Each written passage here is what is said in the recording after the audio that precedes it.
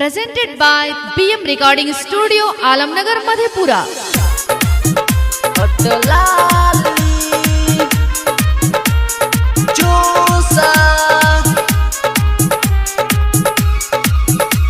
DJ Manish Raksol.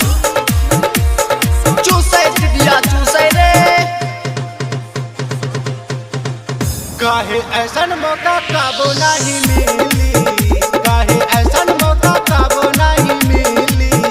दिदिया रे चूसता होठ लाली, दिदिया रे चूसता होठ लाली।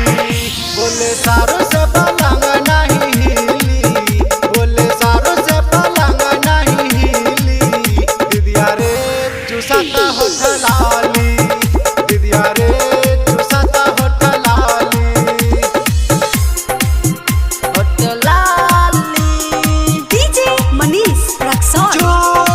Presented by BM Recording Studio, Alamnagar, Madhepura.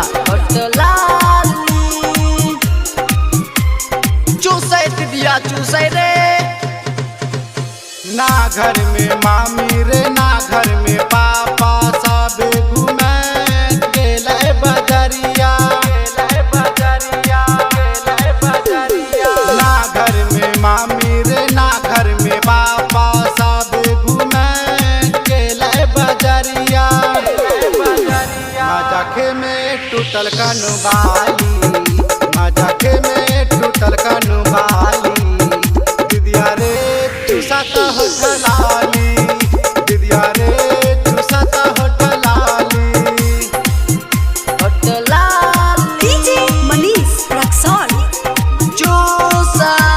Presented by BM Recording Studio, Alamnagar, Madhepura.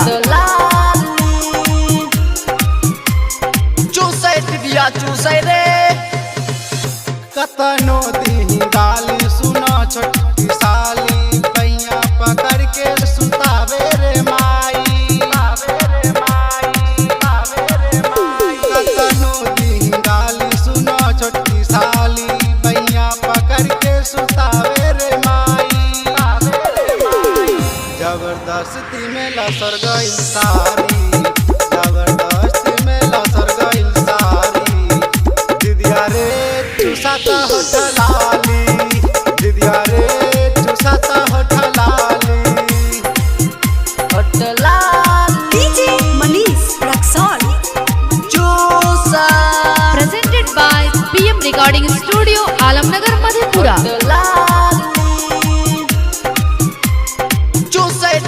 चूसै रे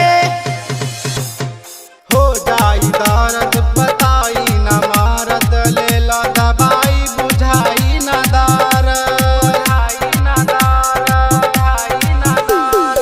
हो जाई दर्द बताई न मारद, ले ला दवाई बुझाई न दार, बुझाई न दार। दर्द जे कहे सटा हमारो के जाही, भलू बिहारी बोले माल होठ लाली। दिदिया रे चूसता होठ लाली, दिदिया रे चूसता होठ लाली। Presented by BM Recording Studio, Alamnagar, Madhepura.